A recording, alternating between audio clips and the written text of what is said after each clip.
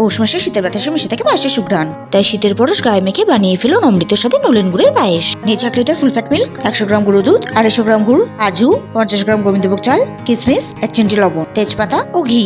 নতুন গোবিন্দভোগ চাল তুলে গন্ধ চলে যাবে, তাই আমি না ধুয়ে কাপড়ে মুছে নিলাম। এখন একটা বলে চাল নিয়ে একটা তেজপাতা ও ঘি দিয়ে মাখিয়ে নিলাম। এবার গ্যাসে কড়াই বসিয়ে ঘি গরম করে কাজু দিয়ে নেড়েচেড়ে কিশমিশ দিয়ে ভেজে তুলে নিলাম।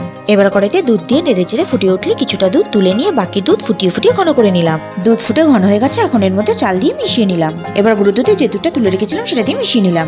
এখন নেড়েচেড়ে দেখলাম চাল সিদ্ধ হতে সামান্য বাকি আছে, তাই আরো কিছুটা দুধ দিয়ে দিলাম। নাড়তে নাড়তে দেখলাম চাল সিদ্ধ হয়ে গেছে, এবার গুলিয়ে রাখা গুঁড়ো দুধ দিয়ে দিলাম। ক্রমাগত নাড়তে নাড়তে চালটা পারফেক্টলি সিদ্ধ হয়ে গেছে। আমি একটা চাল আঙুল দিয়ে প্রেস করে আপনাদের দেখালাম। এবার গ্যাস অফ করে গুড়, কাজু, কিশমিশ দিয়ে নেড়েচেড়ে মিশিয়ে নিলাম। এবার 1 চিমটে লবণ দিয়ে মিশিয়ে নিলাম। গুড় দেওয়ায় পায়েস পাতলা হয়ে গেছে, তাই পুনরায় গ্যাস জ্বালিয়ে সামান্য ফুটিয়ে ঘন করে নিলাম। ব্যাস, নলেন গুড়ের পায়েস রেডি। দেখুন কি সুন্দর ঘন ক্রিমি একটা টেক্সচার এসেছে। কি বন্ধুরা, দেখেই লোভ লাগছে তো? আপনারাও তাহলে বানিয়ে ফেলুন এই পদ্ধতিতে।